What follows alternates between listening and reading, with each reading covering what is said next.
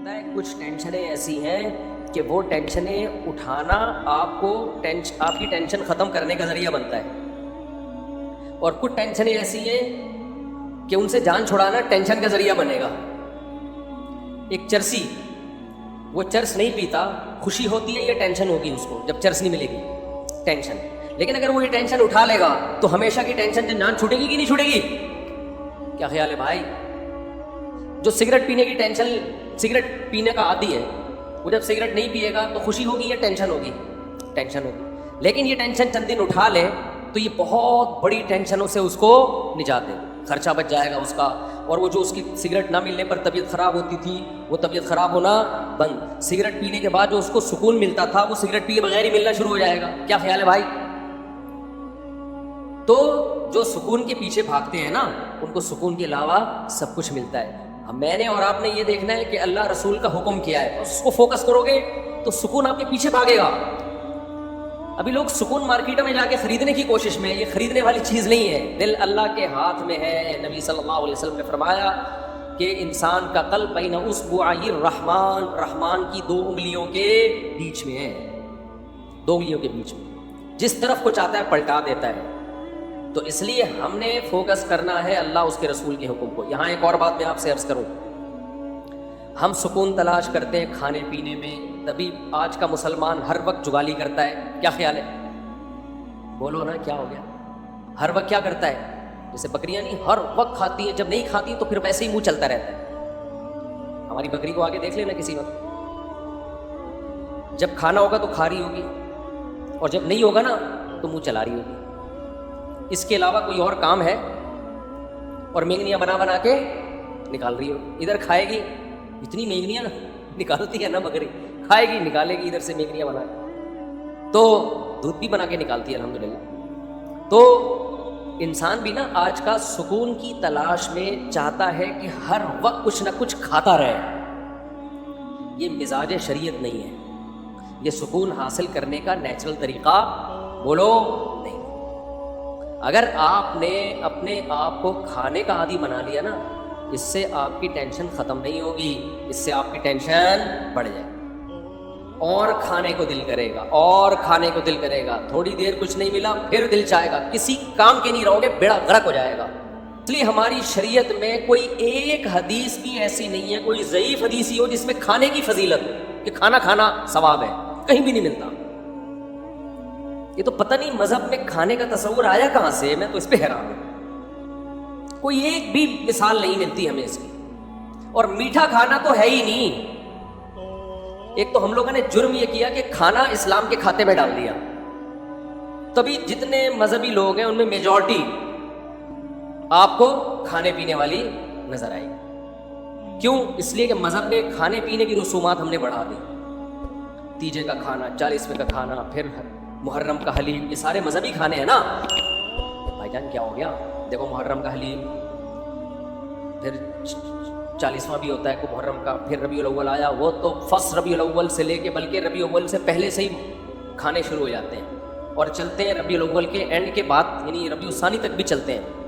وہ پھوڑنے پھاڑنے کا ہی مہینہ کہلایا جاتا ہے، کھاتے رہو، دیگیں، بریانی، مٹھائیاں۔ ابھی کوئی صاحب کے بیٹا پیدا ہوا مٹھائی لے کر آ گئے ہمارے لیے، اللہ ان کے برکت دے ماشاءاللہ۔ مٹھائیوں کا رواج ختم کرو، سمجھتے ہو؟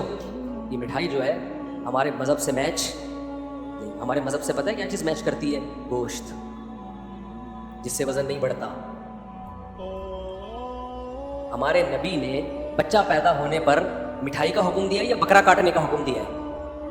بولتے کیوں نہیں؟ گوشت۔ تو ہمارے نبی تو ہمیں گوشت خور بنانا چاہتے ہیں جس سے وزن بڑھتا نہیں ہے، اور ہم کیا کرتے ہیں؟ ہر خوشی پہ کیا کر رہے ہوتے ہیں؟ مٹھائی۔ تو ہم لوگوں کو لڈو بنانا چاہتے ہیں۔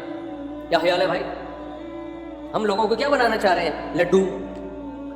3 میٹھے ہیں جو شریعت میں جس کی فضیلت ہے، کہ انجیر ہے، جس کا اللہ نے قرآن میں بڑا زبردست ذکر کیا۔ انجیر میں جس ٹائپ کا گلوکوز ہوتا ہے وہ ایک الگ ٹائپ کا ہے، جو ڈاکٹر کی اس کو الگ نام دیتے ہیں اسے۔ دوسرا ہے شہد، اس میں بھی ڈیفرنٹ ٹائپ کا گلوکوز ہوتا ہے۔ اور تیسری چیز ہے کھجور، اس میں دونوں طرح کا گلوکوز ہوتا ہے۔ تو اس کے علاوہ تو ہمیں نہیں ملتا کوئی۔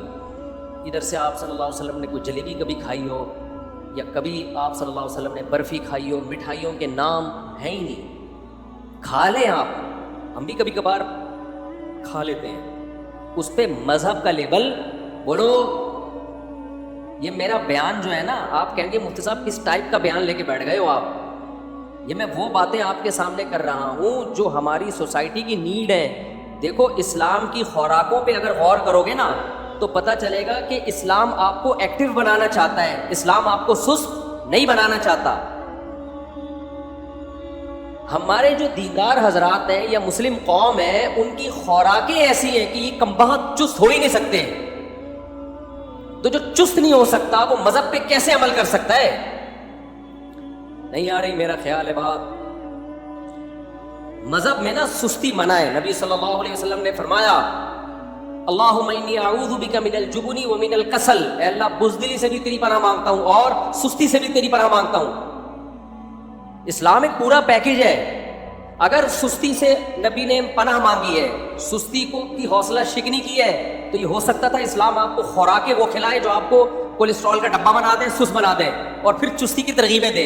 اس کا مطلب دیکھو ایک ڈاکٹر ورک شاپ کروا رہا ہو اور آپ کو ایکٹیو رہنے کے طریقے بتا رہا ہو، اور پھر ہر ایک کے سامنے رسگلے کے ڈبے لا کے رکھ دیے ہوں، تو آپ کہیں گے ڈاکٹر صاحب آپ کی باتوں میں اور آپ کے ایٹیٹیوڈ میں تضاد ہے، یہ دونوں آپس میں ملتی نہیں۔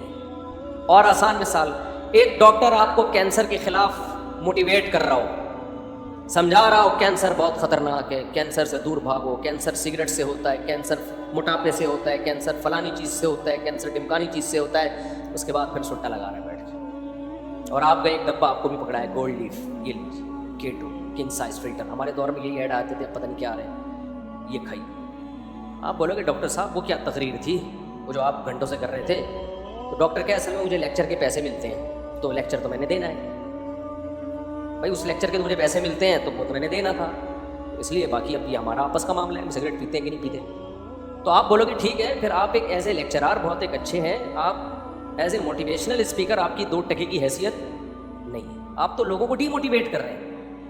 تو آپ مجھے بات بتاؤ، ہمارے نبی صلی اللہ علیہ وسلم اگر خوراکیں ہمیں وہ بتاتے جو ہمیں سست بنائیں اور ترغیب ہمیں چست رہنے کی دیتے، تو کیا آپ اللہ کے پیغمبر ہوتے؟ بولتے کیوں نہیں، پھر ہوتے اللہ کے پیغمبر؟ آپ کو پتہ ہے یہ جو کھانا پینا ہے نا، یہ ہمارے مذہب کا بہت اہم ٹاپک ہے، یہ ہلکا نہیں ہے۔ نماز روزہ تو ہے ہی، اسلام کے 5 ارکان وہ تو ہیں ہی، لیکن نماز روزے پر آنے کے لیے اور اپنی زندگی میں شریعت کو لانے کے لیے اور بھی کچھ پیکج دی ہے پیغمبر صلی اللہ علیہ وسلم نے۔ جب تک ان پیکیجز کو ہم اختیار نہیں کریں گے، اسلام پہ چلنا ہمارے لیے ممکن نہیں ہوگا۔ اس کی مثال میں آپ کو دیتا ہوں، اسلام میں بے جا غصہ، بلا وجہ غصہ، یہ ہر وقت توے پہ بعض لوگ جیسے بیٹھے رہتے ہیں نا غصے میں، یہ اچھی خصلت ہے یا بری خصلت ہے؟ قرآن کہتا ہے والکاظمین الغیظ، نیک لوگ غصے کو کیا کرتے ہیں؟ پیتے ہیں۔ اب ایک طرف اسلام کہہ رہا ہے کہ غصہ بری چیز ہے، کبھی کبھار تو ٹھیک ہے، ضرورت بھی ہوتی ہے، وہ نیچرل بھی ہے، بلا وجہ چھوٹی چھوٹی باتوں پہ ایک دم ناک پہ مکھی بٹھا کے رکھنا ہر وقت، بعض لوگوں کی عادت ایسی ہوتی ہے جیسے ابھی ایک دھماکے سے پھٹ جائیں گے وہ نا، تو یہ بری خصلت ہے۔ کیا خیال ہے؟ تو جب بھی کوئی عالم بزرگ غصے کا علاج کرے، جس کے پاس آپ جاؤ، تو وہ غصے کے دونوں پہلوؤں پہ غور کرے گا کہ ایسا تو نہیں ہے کہ آپ کو غصہ کسی روحانی وجہ سے آ رہا، آپ میں تکبر ہے۔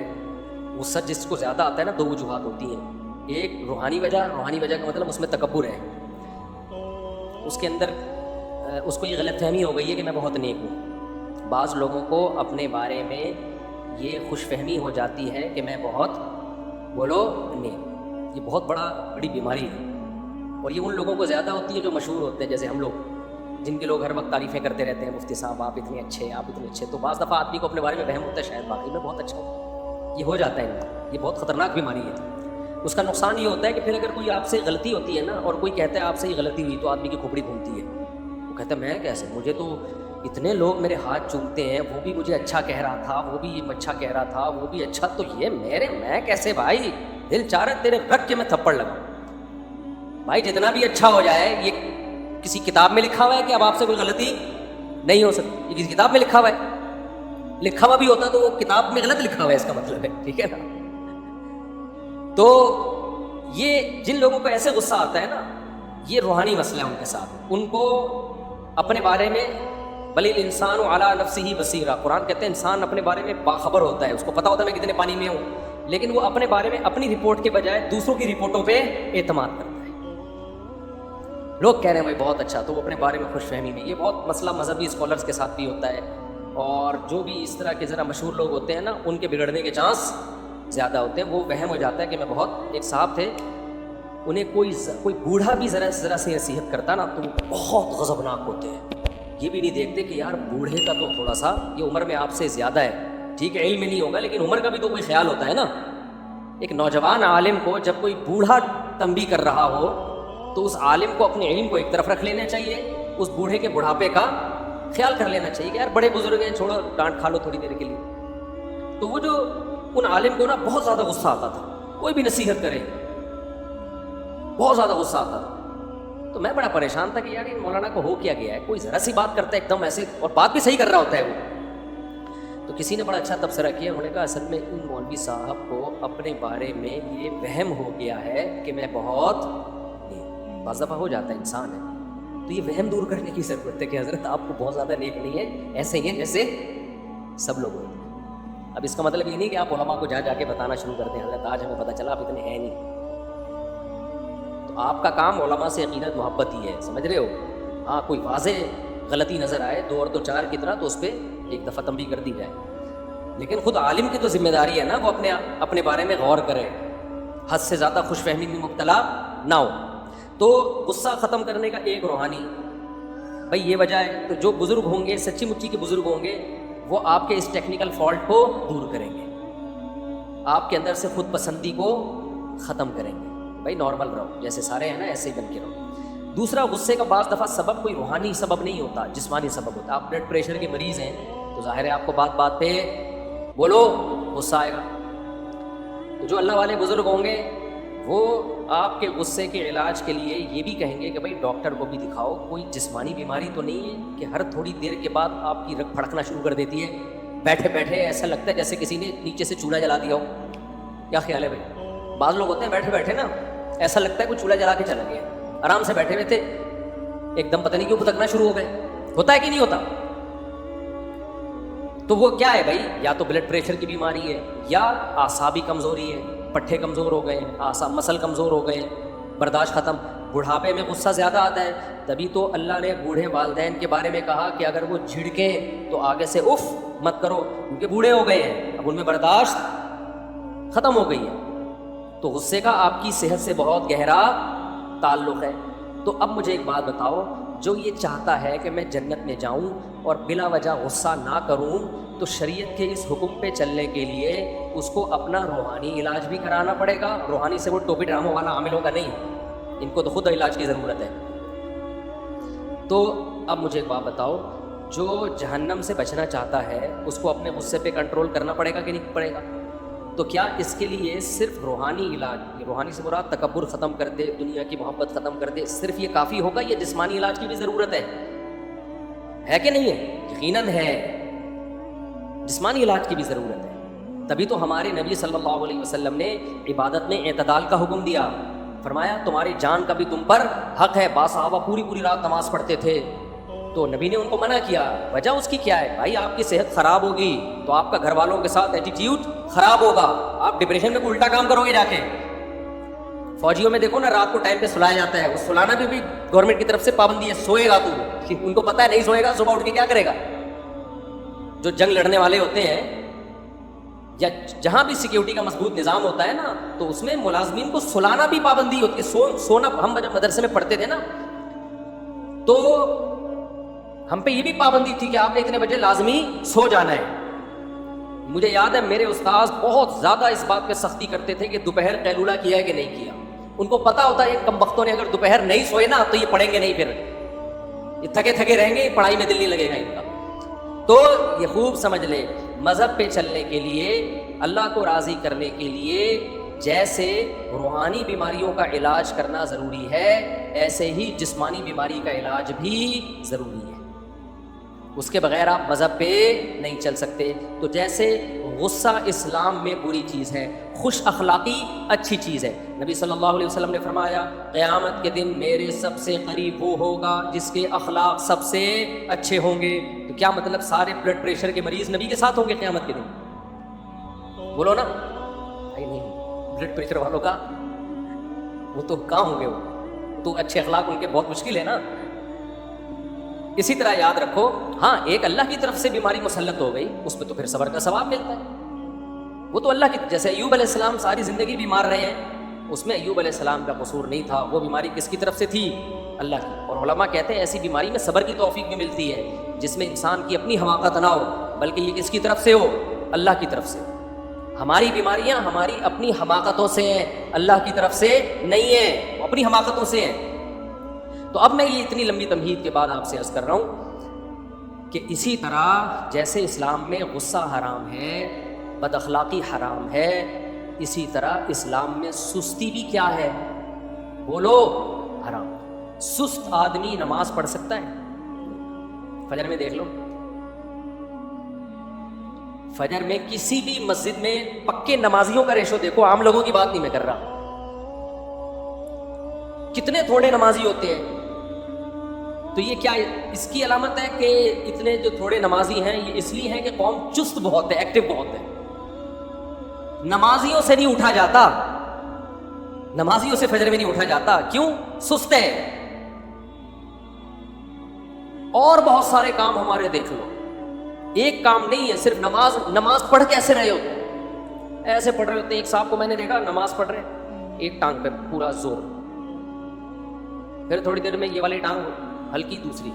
ابے تجھ سے سیدھا کھڑا نہیں ہوا جا رہا ہے یار، اللہ کے سامنے تم کھڑے ہو، اتنی سستی. یہ سستی ہے نا بھائی. سست آدمی کبھی سیدھا کھڑا ہو سکتا ہے؟ بولو، وہ ٹیڑھا میڑھا ہی ہوگا. ہمارے شیخ حضرت مفتی رشید احمد صاحب رحمہ اللہ جب بیان کرتے تھے نا تو ٹیک لگا کے نہیں کرتے تھے، حالانکہ ان کی عمر 75-76 سال میں بھی ایسے کمر سیدھی رکھ کے بیٹھتے تھے. اور کوئی ٹیڑھی کمر کے ساتھ بیٹھا ہوتا تھا نہیں کر کے اس کو ڈانٹ کے سیدھا کر دیتے تھے. حضرت کو ہم نے نہیں دیکھا کبھی سیڑھیوں سے اترتے ہوئے سہارا لیا، سیڑھیوں پہ چڑھتے ہوئے بھی ایسے ٹھک کر کے جاتے تھے. آج کیا ہے، پہلی منزل پہ جانا ہے لفٹ کے ذریعے جا رہا ہے. 2 سیڑھیاں چڑھ لے، یہ بہت ضروری ہے تیرے لیے، تھوڑے سے گھٹنے ایکٹیو رہیں گے نا. ابھی ایک کارپینٹر کو میں نے اپنے گارڈ کے ساتھ انڈا موڑ بھیجا. یہ انڈا موڑ یہ جہاں سے یعنی قریب ہی ہے، میرا خیال ہے 0.25 کلومیٹر ہے. یہ وہ کارپینٹر آدھے راستے میں بیٹھ گیا کہ تھوڑا ریسٹ کرنے دو. 0.25 کلومیٹر چلنے کے لیے کتنا ہے؟ 100 میٹر نہیں، 100 میٹر سے تھوڑا زیادہ. چلے اس پہ ہم بعد میں ڈسکس کریں گے. وہ بیٹھ گیا بیچ میں، جوان آدمی. تو یہ قوم کی حالت ہے. تو یہ جہاد کرے گی؟ یہ جہاد کرے گی؟ تو سستی اسلام میں بری چیز ہے. چستی کیا ہے؟ میں بھی چستی پہ اتنے بیانات کر رہا ہوں، آپ یہ نہ سمجھے مفتی صاحب پتہ نہیں کتنے ایکٹیو ہوں گے، بھی آپ جیسے ہی ہیں، لیکن بات تو وہی کریں نا جو ٹھیک ہو. کیا خیال ہے؟ تو اب مجھے ایک بات بتاؤ، جب ہمیں صحابہ میں کوئی سست نہیں ملتا اور اتنی قربانیاں سست لوگوں کا کام ہے ہی نہیں جو قربانیاں صحابہ نے. خالد بن ولید نے روم اور فارس کے بخی ادھیڑ کے رکھ دیے تھے. ہمارے مجاہدین جو ماضی میں ہم لوگوں نے دنیا فتح کی ہیں، فرانس تک پہنچ چکی تھی ہماری فوجیں، اور ادھر فتح کرتے کرتے شام، اور ادھر ایسٹ کی طرف انڈونیشیا، ملیشیا، یہ ساری اسلامی سلطنتیں ہیں، یہ تو بہت پہلے اسلام میں داخل ہو چکی ہیں. کابل تک مسلمان فوجیں حضرت عثمان کے دور میں آ چکی تھیں، وہاں صحابہ کی قبریں ملتی ہیں. ازبکستان، آذربائیجان، یہ سب حضرت عثمان کے دور میں فتح ہو چکا تھا. یہ سست لوگوں کا کام ہو سکتا ہے؟ اگر نبی صلی اللہ علیہ وسلم صحابہ کو ربیع الاول کے حلقوں پہ ڈال کے چلے گئے ہوتے کہ تم محرم میں اتنا حلیم کھایا کرو، ربیع الاول میں اتنی دیگیں کھایا کرو، جب بچہ پیدا ہوا کرے تو مٹھائی کے اتنے ڈبے کھا لیا کرو، تو آپ مجھے بتاؤ روم اور فارس اور آذربائیجان، ازبکستان یہ فتح ہوتے؟ بولو نا. تو مذہب پہ چلنا ممکن ہی نہیں ہے سست آدمی کے لیے، سمجھ لو، نہ اس سے فجر میں اٹھا جائے گا، اٹھ کے آئے گا تو ایسے لگے گا جیسے قبر سے کسی نے مردہ اکھاڑا ہوا ہے۔ آپ دیکھ لو نا، جو سست بچے ہوتے ہیں آپ ان کو اٹھاؤ تو صحیح، ایسے مرے ہوئے آ رہے ہوتے ہیں جیسے تجھے پھانسی کے پھندے کی طرف لے کے جا رہے ہیں، ہم پھانسی گھاٹ کی طرف لے کے جا رہے ہیں۔ پھر آگے بیٹھے گا تو وضو خانے میں بیٹھ جائے گا، وہیں جھومتا رہے گا بیٹھ کے۔ پھر وضو خانے سے اس کو اٹھاؤ گے، آگے کھڑا ہوگا، پھر عجیب اسٹائل سے کبھی ایک پاؤں پہ سہارا لے کے ادھر کبھی ادھر، کبھی پھر ناک میں کھجا رہا ہے، کبھی کان میں انگلی گھما رہا ہے۔ نہ نماز میں خشوع خضوع، نہ وضو تمیز سے ہوگا اس کا، عجیب۔ تو یہ کیا ہے بھائی؟ یہ کسی کام کا نہیں ہے، یہ امت پہ بوجھ ہے، یہ نمازیوں کو بدنام کر رہا ہے۔ بوڑھا امام ہوتا ہے نا، بوڑھا امام، وہ بیچارہ سمجھ میں آتا ہے کہ رکوع میں گیا دیر، اللہ اکبر کہہ دیا اور رکوع میں جانے میں دیر ہو گئی، سجدے میں جانے میں دیر ہو گئی، سجدے سے اٹھنے میں دیر ہو گئی۔ بوڑھے ہوتے ہیں وہ تو مجبور ہیں بیچارے، بڑھاپے میں ہو جاتے۔ میں نے جوان امام دیکھے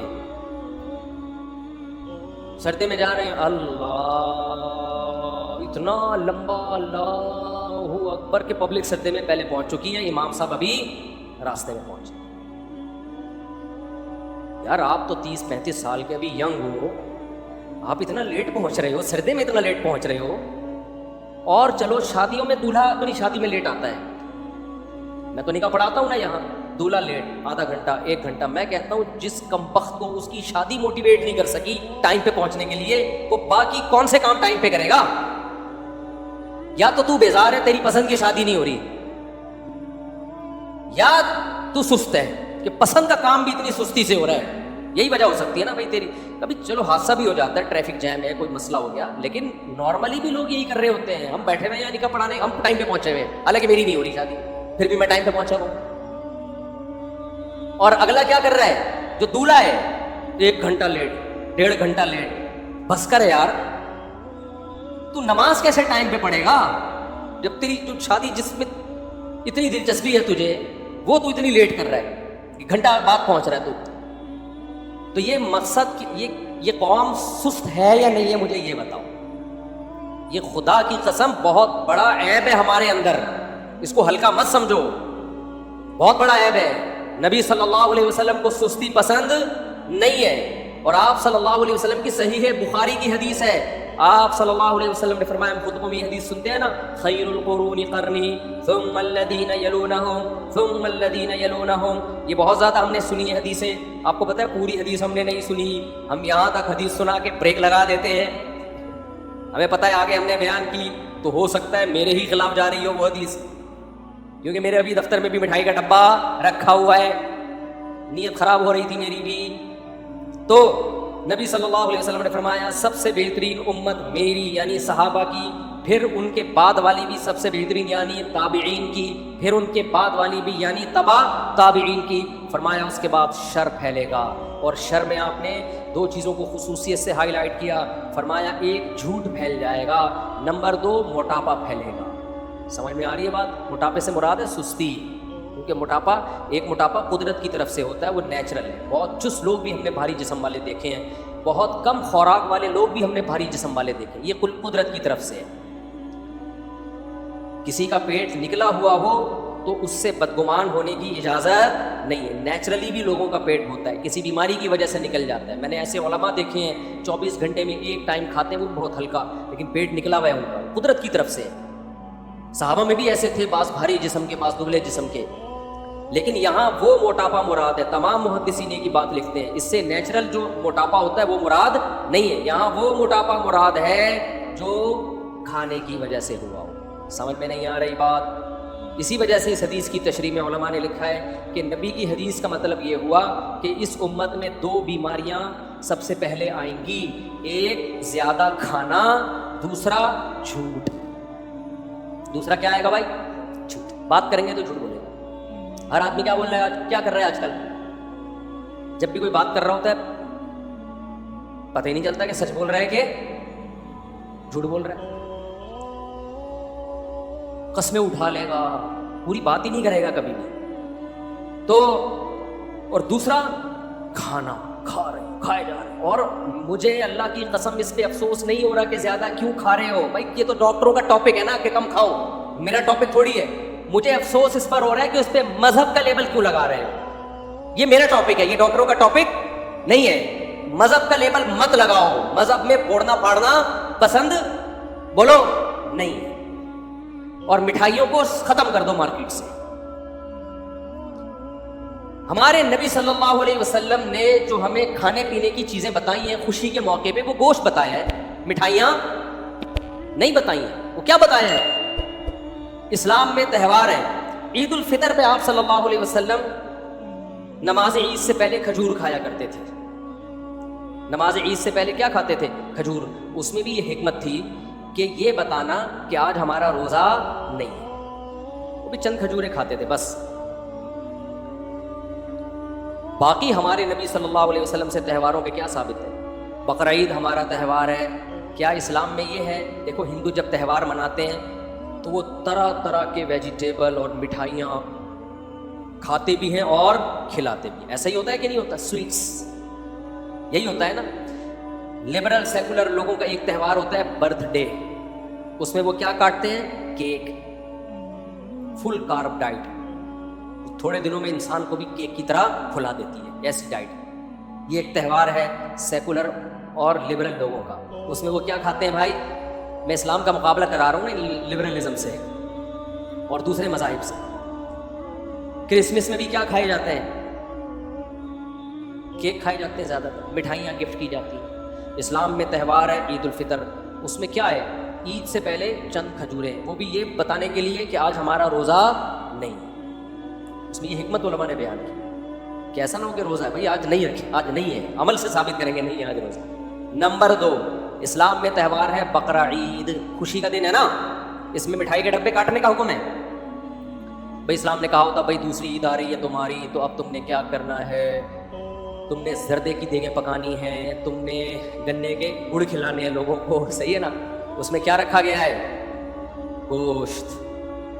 آپ کو پتہ ہے میں ویجیٹیرین تھا بچپن میں, گوشت نہیں کھاتا تھا. میں اسلام کی ترغیبوں کی وجہ سے گوشت کھانا شروع کیا. اگر اسلام ہماری زندگی میں نہ ہوتا تو میں آج بھی کیا ہوتا؟ ویجیٹیرین. میں گوشت نہیں کھاتا تھا, مجھے پتہ نہیں کیوں گھن سی آتی تھی گوشت سے. بعض لوگ ہوتے ہیں تو میری بقرعید پھیکی ہوتی تھی. کہیں ولیمے میں جاتا لوگوں کی دعوتوں میں, وہاں گوشت, تو میں نے کہا یار یہ تو میں زندگی بھر اس نعمت سے محروم رہوں گا. تو 15 سال کی عمر میں پھر میں نے اپنے آپ کو جان کر آہستہ آہستہ گوشت کا عادی بنایا ہے کہ ہمارے مذہب میں تو جتنی رسومات ہیں کھانے پینے کی وہ ساری گوشت ہی سے متعلق ہیں. تو پھر ہم تو مذہبی ہو ہی نہیں سکتے صحیح طریقے سے. اب بقرعید میں بھی ہم کھچڑی کھا رہے ہوتے تھے بیٹھ کے, یہ تو عجیب سا لگتا تھا, ہمیں سارے دنیا گوشت کھا رہی ہے, ہم کیا کھا رہے ہیں؟ کھچڑی. تو میں نے پھر اپنے آپ کو عادی بنایا ہے. اس کا مطلب اسلام نے مجھے کیا بنایا ہے؟ گوشت خور. سمجھتے ہو کہ نہیں سمجھتے ہو؟ مجھے گوشت خور بنانے والا کون ہے؟ اسلام ہے. اگر اسلام میں مٹھائیاں ہوتی نا تو آج میں مٹھائی خور ہوتا, گوشت خور نہ ہوتا. اور میں پھر پتہ ہے یہاں آپ کے سامنے بیٹھا ہوا ہوتا 4 آدمیوں کے برابر ہوتا. میرے لیے ایک الگ سے بنایا جاتا ہے یہاں تک, اور میں کم ہوتا, یعنی اس میں میں کم ہوتا اور میرا جسہ زیادہ ہوتا, میری باڈی زیادہ ہوتی اس میں. تو ایک بقرعید ہے اسلام میں, اس میں بھی کیا ہے؟ بولو گوشت. تیسری خوشی شادی, یہ بھی خوشی کا دن ہے. اس میں ولیمہ ہے. نبی نے فرمایا اولن ولو بشاتین, ولیمہ کرو اگرچہ ایک بکرا کاٹتے ہی کیوں نہ ہو. تو وہاں بھی کیا کھلایا جا رہا ہے؟ گوشت. مٹھائی کے ڈبے بولو نہیں ہے, حلوے مانڈے نہیں ہے. اور چوتھی خوشی انسان کو ہوتی ہے بچے کی پیدائش پر. فیملی پلاننگ والوں کو تو بالکل بھی خوشی نہیں ہوتی. وہ کہتے ہیں یہ کیا ہو گیا, آبادی بڑھ رہی ہے اور وسائل بڑھتے چلے جا رہے ہیں. لیکن اسلام کہتا ہے ان کی باتوں میں مت آؤ. کسی انسان کے لیے اللہ کی طرف سے اولاد سے بڑا گفٹ کوئی بھی نہیں ہے. یہ اولاد ٹینشن نہیں ہے, بلکہ اللہ کی طرف سے کیا ہے؟ تحفہ ہے, ہبہ ہے. یہب لمن یشاء اناثا, جس کو چاہتا ہوں بیٹیاں گفٹ میں دیتا ہوں. اگر یہ پینلٹی ہوتی تو اللہ اس کے لیے گفٹ کا لفظ استعمال نہ کرتا. آپ نے کسی کو تھپڑ لگایا تو کہہ رہے یہ کیا, کہہ رہے یہ میں نے آپ کو گفٹ دیا ہے. آپ بولو گے کم بخت زخم پہ نمک تو نہ چھڑک چھڑک, ٹینشن دے رہا ہے اور نام اس کو کس چیز کا دے رہا ہے؟ گفٹ کا. تو اللہ نے اولاد کے لیے کیا کہا؟ گفٹ ہے. تو اب مجھے ایک بات بتاؤ, اللہ میاں نے اس خوشی کے موقع پر بھی مٹھائی کا تذکرہ, رسگلوں کا, گلاب جامن کا, حلوے مانڈوں کا, کسٹرڈ کا, اور گاجر کے حلوے کا اور کدو کے حلوے کا، اور کتنے حلوے رہ گئے ہیں، سوہن حلوہ. سوہن حلوے پہ اتنے فراڈ ہوتے ہیں آپ کو کیا بتاؤں میں. بس میں ایک دفعہ بیٹھا ہوا تھا، کھڑکی سے ایک بندہ آیا، سوہن حلوہ. میں نے کہا چلو گھر جا رہا ہوں، ادھر کے پی کے سے میں آ رہا تھا، بہت پرانی بات ہے. میں نے کہا چلو کچھ گھر میں ایک تحفہ لے جاتا ہوں. تو اس نے دکھایا بڑا زبردست. میں نے نکال کے پیسے دیے، دوسرا ڈبہ پکڑا کے بھاگ گیا. اس کو کھولا تو عجیب سی چیز تھی اس کے اندر. اب میں نکلوں، بس بھری ہوئی ہے، میں ونڈو سیٹ چھوڑ کر جاؤں اس ڈبے کے پیچھے، وہ پتہ نہیں کہاں گیا. پھر میری سیڑھی بھی گئی، تو ہم نے بس انا للہ پڑا. ایسے اسپیڈ سے اس نے یوں دکھایا بڑا زبردست حلوہ. میں نے کہا یہ لو پیسے. اس نے کہا ڈبہ دوسرا پکڑا دیا. میں نے کہا یہ سیمپل ہوگا، یہ اوریجنل ہوگا. ہم نے رکھا، جب کھولا اس کے اندر کچھ عجیب سی چیز پڑی ہوئی تھی. تو ایسا یہ تو کلاکاری ہے، یہ کیا ہے، کمال ہے. مجھے کہیں ملے تو میں اس کا شکریہ ادا کروں گا. ویل ڈن، زبردست. تو یہ یہاں نہیں، دنیا بھر میں ہوتا ہے. کسی نے بتایا کہ چائنیز سے کسی نے لیپ ٹاپ منگوایا. ابھی چھوڑو، ابھی یہ قصے لے کے بیٹھ جاؤں گا میں. تو ہمارے نبی نے عقیقے کے موقع پہ ہمیں کیا حکم دیا؟ مٹھائی کے ڈبے یا گوشت؟ گوشت کھاؤ. اپنے بچوں کو چاکلیٹوں کے اور مٹھائی کے ڈبوں کا عادی مت بناؤ، یہ سست بنیں گے. گوشت کھلاؤ تو کیا بنیں گے؟ چست. سمجھتے ہو؟ گوشت کھلاؤ تو کیا بنیں گے؟ چست. میں یہ نہیں کہہ رہا کہ سبزی کھانا چھوڑ دیں، وہ بھی کھائیں، لیکن یہ جو نیچرل میٹھا بھی کھاؤ. آپ کھجوریں کھا لو، انجیر کھا لو، کشمش کھا لو اپنے خرچے پہ. ایسی چیزیں مت کھاؤ جس سے آپ خود مٹھائی کا ڈبہ بن جاؤ. تھوڑے دن خود کیا بن جاؤ آپ، اس سے آپ کے اندر سستی پیدا ہوگی. میں جو اپنے واقعات سناتا ہوں، شو مارنا قطعا نیت نہیں ہوتی. موٹیویشن کے لیے انسان اپنے واقعات بھی سنا سکتا ہے. دیکھو آپ کو میں ایک عجیب بات بتاؤں، 20-25 سال پرانی بات بتا رہا ہوں آپ کو میں، بلکہ اس سے بھی زیادہ. میں نے 20-25 سال سے شربت نہیں پیا ہوگا، شاید ایک آدھ دفعہ کبھی پی لیا ہوگا، بہت زیادہ 2-4 دفعہ پی لیا ہوگا. یہ جو شربت نہیں ہوتا چینی کے شربت، چاہے وہ روح افزا ہو، چاہے وہ نورس ہو، چاہے وہ کوئی اور شربت ہو، چینی والا کوئی بھی شربت. 20-25 سال، بلکہ شاید 30 سال ہو گئے ہوں، مجھے نہیں یاد پڑتا. بچپن سے نہ افطاری میں، نہ سحری میں، نہ کہیں دعوت پہ میں پیتا ہی نہیں ہے، الا ماشاء اللہ کبھی کبھار شاید پی لیا ہو. کیوں؟ کیا مجھے اتنی عقل تھی؟ میں نے کیا یوٹیوب پہ کلپ دیکھے تھے؟ مجھے تو ظاہر ہے کچھ بھی نہیں. بچپن میں انسان کو کیا پتا ہوتا ہے. مجھے یاد ہے میں نے ایک دفعہ افطاری میں شربت پیا تو مجھے محسوس ہوئی سستی. شربت پینے کے بعد مجھے لگا کہ میرا دماغ کیا ہو رہا ہے، ٹن. کراچی میں اس کو کیا کہتے ہیں؟ ٹن.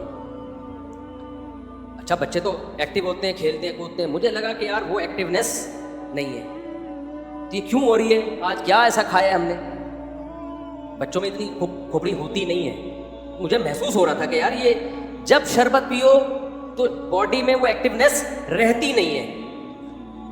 تو مجھے خود یہ بات سمجھ میں آئی کہ یار ایسی چیز میں کیوں استعمال کروں کہ 3-4 سیکنڈ کا مزہ ہے اور اس کے بعد دماغ ہر وقت سستی سے بھرا رہتا ہے. آپ افطاری میں 2-3 گلاس شربت پیو تو دیکھو حالت کیا ہوتی ہے انسان کی. ایسا پڑا ہوا ہوتا ہے، دائیں بائیں گر رہا ہوتا ہے. تو مجھے خیال ہوا کہ یار ایسا کام ہم کریں کیوں کہ 2 سیکنڈ کا مزہ ہے اور اس کے بعد جسم میں چستی ہی ختم ہو جاتی ہے. اور جسم میں جب چستی ختم ہوتی ہے نا تو انسان ڈپریشن میں بھی جاتا ہے، کیونکہ بیٹھ کسی کام میں دل نہیں لگتا اس کا، سوا اس کا حل یہی کہ وہ سو جائے. تو اب کیا سوتے ہی رہے سارا دن؟ تو اس وقت اللہ نے مجھے یہ عقل دی کہ بھائی یہ پینے کے بعد سستی پیدا ہو رہی ہے، لہذا یہ کام کرنے کا نہیں. مجھے کسی ڈاکٹر نے نہیں بتایا، کسی حکیم نے نہیں بتایا، نہ میں نے کسی کو مشورہ دیا کہ یہ کام مت کیا کرو. کیوں؟ میں نے اس لیے مشورہ نہیں دیا، میں نے کہا ضروری تو نہیں جو میری باڈی کے ساتھ ہو رہا ہے وہی دوسرے کے ساتھ بھی ہو رہا ہو. ایک مثال ہو گئی. دوسری مثال، میں جامعۃ الرشید میں پڑھاتا ہوں. ایک دن ایک طالب علم گاجر کا حلوہ لے کر آیا صبح. اتنا مزے کا حلوہ اس نے خاص اسٹائل سے بنایا تھا، ہم نے بھی 2 نوالے لے لیے. ہم نے گاجر کے حلوے کے فضائل سنے ہوئے تھے، حکیموں سے بڑا طاقتور ہوتا ہے، یہ ہوتا ہے وغیرہ وغیرہ. تو میں نے اس طالب علم سے وہ ریسیپی لی، وہ حلوہ بنانے کی. وہ ڈفرینٹ اسٹائل کا حلوہ تھا. میں نے کیا، یہ بھی کئی سال پرانی بات ہے. میں نے کیا کیا، میں نے کہا ناشتے میں اسی اسٹائل میں حلوہ بنا کے کھاؤں گا. میں نے وہ حلوہ بنا کے کھایا، مزہ بہت آیا. لیکن جب میں مدرسے پڑھانے کے لیے پہنچا تو میں نے دیکھا جس طرح میں ایکٹیو ہو کے بچوں کو پڑھاتا ہوں اس طرح مجھ میں ایکٹیونیس ختم ہو گئی. تو مزہ ہی نہیں آ رہا. دماغ کیا ہو رہا ہے؟ بولو، سست. ایک دفعہ کھایا ہوگا اس کے بعد میں نے اس طالب علم کو بولا بھائی شاید جو بنایا تھا نا پورا بھر کے وہ میں نے اسی کو لا کے گفٹ کر دیا. میں نے کہا آئندہ میں یہ کبھی بھی نہیں کھاؤں گا, مزے کا بہت ہے مگر یہ مزہ 10 منٹ کا 5 منٹ کا, اس کے بعد ٹینشن 6-7 گھنٹے کی, کیونکہ وہ دماغ میں وہ تازگی ختم ہو گئی, بیٹھے ہوئے یوں کر کے جھوم رہے. تو بھائی کیوں اپنی جانوں پہ ظلم کر رہے ہو, ایسی چیزیں کیوں کھا رہے ہو جس سے تمہارے اندر چستی کے بجائے کیا پیدا ہو رہی ہے, سستی. کیوں اپنے جان پہ ظلم کر رہے ہو؟ تبھی آپ دیکھ لو نا بیان میں بھی بیٹھے بیٹھے لوگ سو جاتے ہیں, بات کرتے کرتے لوگ سو جاتے ہیں, دفتر میں بیٹھے ہوں گے آڑے ترچھے ٹیڑھے میڑے گر رہے ہوں گے, کوئی یوں گر رہا ہے کوئی یوں گر رہا ہے, عجیب سے. یہ سب کس کا اثر ہے؟ خوراکوں کا. شربت اپنی زندگی سے نکال. بہت زیادہ میٹھا پینے کا شوق ہے, اوریجنل جو گائے وہ گنے کا رس ہوتا ہے نا وہ پی لی, اس میں میٹھا اتنا نہیں ہوتا. سمجھتے ہو کہ نہیں سمجھتے ہو؟ شہد کھا لیا کرو, متزل لا لیا, جو ملا کھا لیا, یہ مت بنو.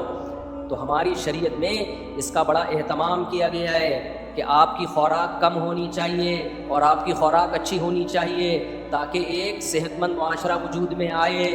آپ میں جسم بھاری نہ ہو, آپ چست رہیں, آپ میں سستی نہ ہو, تاکہ آپ شریعت کے احکامات کو خوش دلی کے ساتھ بجا لائیں. آپ کا دماغ فریش ہوگا. گھر میں بیگم سے بات اچھے طریقے سے کریں, بچوں سے بات اچھے طریقے سے کریں. اگر آپ کھا کھا کے پھوڑ پھوڑ کے گھی کا ڈبہ بن گئے تو آپ ٹینشن کی ایک مشین بن چکے ہیں. جہاں جائیں گے ہر شخص کو ڈر ہوگا کہ کسی بھی وقت کچھ بھی کہہ سکتا ہے, کیونکہ اس کے غصے کا کچھ پتہ نہیں چلتا. اب آخری بات کر کے بس سچی مچی میں بیان ختم کر رہا ہوں. سچی مچی میں وہ آخری بات یہ, بھی وقت کیا, یہ گھڑی دیکھنا ذرا ٹائم بتانا کیا ہو رہا ہے, 29 بس. اب سچی مچی دیکھو, اسلام ایک مکمل پیکج ہے نا, تو اس لیے اسلام نے کم کھانے کا عادی بنانے کے پیکج بھی ہمیں دیے ہیں. وہ پیکج یہ دیا کہ روزے کو عبادت قرار دے دیا. ایک تو فرض ہے رمضان کا, اور اس کے علاوہ بھی ترغیبات دی ہیں. قرآن میں جہاں بھی اہل جنت کی اللہ صفت بیان کرتے ہیں وہاں یہ بھی بیان کرتے ہیں کہ التائبون العابدون الحامدون السائحون, وہ روزہ رکھنے والے ہوتے ہیں. آج ہماری سوسائٹی میں نفلی روزوں کا رواج ختم, نفلی روزوں کا رواج ختم. آج میرا موڈ ہو رہا تھا صبح روزہ رکھنے کا, گھر والوں نے بولا نہیں بھائی بیان بھی کرنا ہے, بالکل ہی حالت گرمی اتنی شدید ہے. تو مجھے خیال آ رہا تھا کہ یار ایسی شدید گرمی ہی میں تو روزہ رکھو گے تو روزے کی عادت پڑے گی. میں نے نہیں رکھا, میں اتنا نیک ہوں نہیں, لیکن خیال یہ آ رہا تھا مجھے. 50% اٹھا کہ سحری کر لیتا ہوں, پھر کہا نہیں, پھر کہا کر لیتا ہوں, پھر کہا نہیں. 10 دفعہ گیا ہوں گا, پھر خیال آیا جمعے کا دن ہے, چھوڑا اتنا لمبا بیان. کیونکہ ابھی جو ہم لوگوں نے 9 محرم کو 9 ذی الحجہ کا جو روزہ رکھا نا, اس میں حالت پتہ ہی ہوگا کیا ہوئی ہے. بچے ہمارے اوندھے پڑے ہوئے تھے اثر میں سارے, بہت ہی حالت خراب ہوئی تھی. لیکن آپ اور مجھے, ہم سب کو چاہیے ہم اپنے آپ کو محنت اور مشقت کا عادی بنائیں. گرمیوں میں روزے رکھا کریں, چند دن تکلیف ہوگی, اس کے بعد کیا ہو جائے گی عادت. ایسا مزہ آئے گا نا کہ مزہ نہ آئے پیسے واپس. یہ پتہ چل جائے گا کہ یار کم کھا کے بہت اچھا جیا جا سکتا ہے, چند دن میں ٹینشن ہوگی. میں نے تمہارے کو ایک دفعہ بیان کیا, لوگوں کو میں نے بتایا, بیان میرا ہو رہا تھا 9:30 بجے رات کو. اس میں میں نے لوگوں کو یہ بات کہی کہ میں نے کل رات 10:30 بجے کھانا کھایا تھا, اس کے بعد سے اب تک کھانا نہیں کھایا. 24 گھنٹے ہو گئے تھے کھانا کھائے. تو میں نے کہا دیکھو میں 1.5-2 گھنٹے سے کتنا بول رہا ہوں, حالانکہ میں نے کھانا کب کھایا تھا, 24 گھنٹے سے زیادہ نہیں, 1 گھنٹہ 23 گھنٹے ہو چکے تھے مجھے کھانا کھائے ہوئے. تو یہ نہیں کہ میرا روزہ تھا, میں نے زیادہ نہیں, سوری روزہ بھی تھا. زیادہ زیادہ کیا کیا ہے, افطاری میں ایک لیمن اور شہد ڈال کے پانی پی لیا, چند کھجوریں کھا لی, 2-4 کھجوریں بس. تو آپ تجربہ کر کے دیکھو نا, تجربہ کر کے. سحری تو کی نہیں تھی اس دن, کیونکہ رات 10:30 بجے کھانا کھایا تو سحری کی نہیں. اگلے دن جا کے افطاری میں, کیونکہ بیان تھا میرا افطاری کے فوراً بعد, اگر میں کھانا کھاتا تو بیان کے قابل نہیں رہتا. کھانا کھاؤ گے تو نہ جاؤ گے نا. تو ہم نے کیا کیا, شہد کا شربت بنا کے اس میں تھوڑا لیمن ڈالا اور پی گئے ہم, اور 2-4 1 آدھ کھجور کھا لی ہوگی. چائے کی مجھے چونکہ عادت ہے, بہت خراب عادت ہے, آدھا کپ سٹا لگا لیا ہم نے چائے, فٹ فاٹ ہو گئے بیٹھ. اتنا لمبا بیان کیا, کوئی کمزوری نہیں, کوئی ویکنیس نہیں. پھر چونکہ مغرب سے عشاء تک لمبا بیان ہوا, تو عشاء کے بعد جا کے پھر وہی تھوڑا سا پانی جو لیمن کا بچا ہوا تھا, شہد, اچھا لیمن کو بھی 2-3 گھنٹے پانی میں ڈال دیں, تھوڑا کڑوا ہو جائے, وہ زیادہ اچھا ہوتا ہے, وہ پی لیا. اس کے بعد پھر 1 گھنٹہ بیان. لوگ سمجھ رہے تھے مفتی صاحب کو بہت پہنچے ہوئے ہیں, اتنا اسٹیمنا. نا نا نا نا نا نا, ہم کوئی بہت اسٹیمنا نہیں ہے. میں یہ واقعہ آپ کو اس لیے سنا رہا ہوں کہ جتنا ہم پھوڑتے ہیں اتنا پھوڑنا ہمارے لیے ضروری نہیں ہے. میرے جیسا باریک آدمی جو بہت زیادہ اچھی صحت نہیں ہے, آپ سے ہو سکتا ہے کم ہی صحت ہو, اتنا کم کھا کے اتنا سروائیو کر پا رہا ہوں, تو یہ میری اس کی علامت نہیں کہ بہت اچھی صحت ہے, یہ اس کی علامت ہے کہ ہم پھوڑ بہت زیادہ رہے ہیں. آپ تجربہ کر کے دیکھو, ہو سکتا ہے مجھے 1 گلاس پینا پڑا ہو, آپ 2 گھونٹ میں بھی چل جاؤ. آپ نہیں آئی میرا خیال ہے بات سمجھ. ہو سکتا ہے مجھے جو ہے نا 2 گھنٹے بیان کے لیے 1 گلاس لیمن کا شربت پینا پڑا, شہد کا شربت, وہ والا شربت نہیں چینی والا, وہ تو پھر پریگیٹو نہیں ہو جاتے. تو آپ جب کرو گے نا آپ کی صحت ہم سے اچھی ہوگی. آپ کو اس سے بھی کم 2 کھجوریں بھی کھا لو گے تو آپ چل جاؤ گے. تو میرے بھائی یہ جو پھوڑنا پھاڑنا, صبح بھی پھوڑ رہے ہیں, دوپہر بھی بھر بھر کے پھوڑ, کھا نہیں رہا. آج کھانا نہ بولا کرو, غصہ آتا ہے مجھے. لوگ کہتے ہیں میں کھانا کھا کے آ رہا ہوں. بس کرو یار, جھوٹ بولنے کی بھی کوئی حد ہوتی ہے. کھانا کھا کے نہیں آ رہے تم, کھانا پھوڑ کے آ رہے ہو. کھا کے نہیں آ رہے ہو, جھوٹ بول رہے ہو, تم پھوڑ کے آ رہے ہو کھانا. تو جھوٹ کی بھی کوئی حد ہوتی ہے, اس کو کھانا تھوڑی بولتے ہیں. تو یہ کرنا پڑے گا میرے بھائی. تو نفلی روزوں کی عادت ڈالو. ایام 20 کے روزے ہیں, 13, 14, 15 جمعرات اور پیر کا روزہ. اور پھر حدیث میں یہ بھی آتا ہے, نبی صلی اللہ علیہ وسلم روزے رکھنے پر آتے تو رکھتے چلے جاتے, چھوڑنے پر آتے تو چھوڑنے. ڈاکٹر کہتے ہیں 21 دن کسی خوراک کا عادی بنا دیا جائے تو یوز ٹو ہو جاتا ہے. تو آپ کیا کرو, چند دن روزے رکھو, اس کے بعد اپنی خوراک کو کنٹرول کرو. جتنی اوٹ پٹانگ چیزیں ہیں نا, چینی, مٹھائیاں, برفیاں, لڈو, جلیبیاں, میں بھی کھاتا ہوں کبھی کبھار, جلیبی کبھی کبھار کھاتا ہوں. یہ سب کبھی کبھار میں کوئی حرج بھی نہیں ہے, تو یہ سب اپنی زندگی سے کیا کر دوں, بولو نکال. تو آپ دیکھو یار تھوڑے دنوں میں, اور پسینہ نکالا کرو. میرے دیکھو پوری کمر بھیگی ہوئی ہے پسینے سے. کیا ہوا, مر گیا میں؟ ڈاکٹر پتہ ہے کیا کہتے ہیں, ORS بہت ضروری ہے, اس سے ڈی ہائیڈریشن ہوتا ہے. بھائی ٹوپی ڈرامے ہیں, ہونے تو دو ڈی ہائیڈریشن. عادی بناؤ, تھوڑی سی گرمی لگی ایک دم نمکیات پینا شروع. نہیں یار, آپ روٹی کھاؤ گے نا اس میں ہوتے ہیں نمکیات, بہت زیادہ چھوئمی بننے کی بالکل بھی ضرورت نہیں. ہاں اس گرمی میں تھوڑا ایک احتیاطاً رکھ لو کہ بالکل ہی مرنے نہ لگے, کہیں ایسا نہ ہو. تو اپنے آپ کو عادی بناؤ میرے بھائی. ہمارا مذہب تعیش پسندی ہمیں نہیں سکھاتا. ہمارا مذہب ہمیں کیا سکھاتا ہے, چستی سکھاتا ہے. اور وہ خوراک کو تبدیل کیے بغیر ممکن نہیں ہے. لڈو پھوڑنے, مجھے مٹھائی کے ڈبے مت دیا کرو, اللہ کا واسطہ. میں کھاتا نہیں ہوں, میں مٹھائی کا ڈبہ فوراً کیا کر دیتا ہوں, پارسل کر دیتا ہوں, اپنے دشمنوں کو کھلاتا ہوں. میں جس پہ مجھے غصہ ہوتا ہے میں کہتا ہوں اس کو کھلاؤ. ایسا, یہ میں مذاق کر رہا ہوں, ایسا نہ ہو کسی کو میں نے مٹھائی کھلائی ہو تو وہ بولے اچھا یار مفتی صاحب کو ہم تو دشمنی ہے. تو یہ ہمارے مذہب کا, اس سے آپ میں کنٹرول پیدا ہوگا. مسلمان پوری دنیا میں اسلام کو بدنام کر رہا ہے کھا کھا کے. ہماری صحتیں انگریزوں سے اچھی ہونی چاہیے تھی کہ نہیں ہونی چاہیے تھی؟ ان سے اچھی ہونی چاہیے تھی. نبی نے فرمایا المومن القوی احب الی اللہ من المومن الضعیف, طاقتور مومن اللہ کو کمزور مومن سے زیادہ محبوب. آپ صلی اللہ علیہ وسلم فرمایا کافر 7 آنتیں بھر کے کھاتا ہے, مومن صرف 1 آنت بھرتا ہے. آج الٹا ہو گیا, کافر تھوڑا سا کھائے گا, مومن کھائے گا نہیں بلکہ پھوڑے گا.